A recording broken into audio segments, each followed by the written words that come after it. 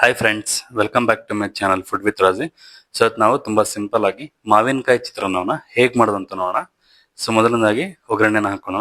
So ಒಗ್ಗರಣೆಗೆ ನಾನು 6 ರಿಂದ 8 ಟೇಬಲ್ ಸ್ಪೂನ್ ಎಣ್ಣೆನ ಹಾಕೊಂಡಿದ್ದೀನಿ. ನಂತರ 1 ಟೇಬಲ್ ಸ್ಪೂನ್ ಕಡಲೆಬೇಳೆ, ಸ್ವಲ್ಪ ಸಾಸಿವೆ, ಅರ್ಧ ಟೇಬಲ್ ಸ್ಪೂನ್ ಜೀರಿಗೆ, ನಂತರ ಕಡಲೆ ಬೀಜ ಮತ್ತು ಕರ್ಬೇವಿನ ಸೊಪ್ಪನ್ನ ಹಾಕಿ ಎಲ್ಲವನ್ನ ಚೆನ್ನಾಗಿ ಫ್ರೈ ಮಾಡ್ಕೊಳ್ಳಿ.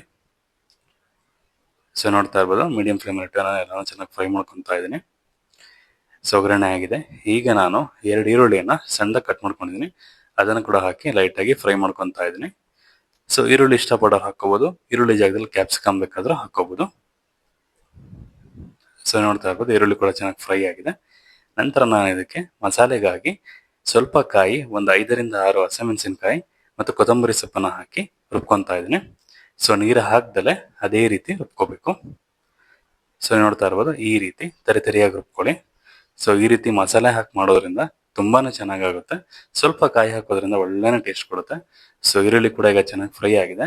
ನಂತರ ನಾನು ಏನು ಮಸಾಲೆ ರುಬ್ಕೊಂಡಿದ್ದೆ ಅದನ್ನು ಹಾಕಿ ಮೀಡಿಯಂ ಫ್ಲೇಮಲ್ಲಿ ಇಟ್ಟು ಎಲ್ಲವನ್ನ ಚೆನ್ನಾಗಿ ಫ್ರೈ ಮಾಡ್ಕೊತಾ ಇದ್ದೀನಿ.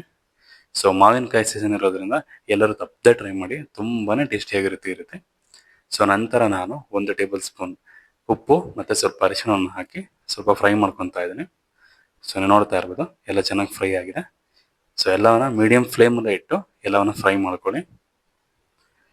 ಸೊ ಈಗ ನಾನು ಏನು ಮಾವಿನಕಾಯಿನ ತುರಿದಿಟ್ಕೊಂಡಿದ್ದೆ ಅದನ್ನು ಹಾಕಿ ಸ್ವಲ್ಪ ಮಿಕ್ಸ್ ಮಾಡ್ಕೊತಾ ಇದ್ದೀನಿ. ಸೊ ನೋಡ್ತಾ ಇರ್ಬೋದು, ಚೆನ್ನಾಗಿ ಫ್ರೈ ಆಗ್ತಾ ಇದೆ ಎಲ್ಲವನ್ನ.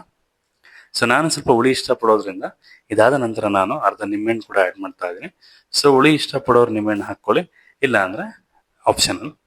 ಸೊ ನೋಡ್ತಾ ಇರ್ಬೋದು, ರೆಡಿ ಆಗಿದೆ ಈಗ ಗೊಜ್ಜು. ಈಗ ನಾನು ರೈಸನ್ನು ಹಾಕಿ ಮಿಕ್ಸ್ ಮಾಡ್ತಾ ಇದ್ದೀನಿ. ಸೊ ಮಾವಿನಕಾಯಿ ಸೀಸನಲ್ಲಿ ತಪ್ಪದೆ ಟ್ರೈ ಮಾಡಿ, ಎಲ್ಲರೂ ತುಂಬಾನೇ ಟೇಸ್ಟಿಯಾಗಿರುತ್ತೆ. ಸೊ ನೋಡ್ತಾ ಇರ್ಬೋದು, ಈಗ ಫೈನಲ್ ಆಗಿ ರೆಡಿ ಆಗಿದೆ. ಸೊ ಇದೇ ರೀತಿ ಸಿಂಪಲ್ ರೆಸಿಪಿಗಳನ್ನ ಹೇಳ್ಕೊಡ್ತಾ ಇರ್ತೀನಿ.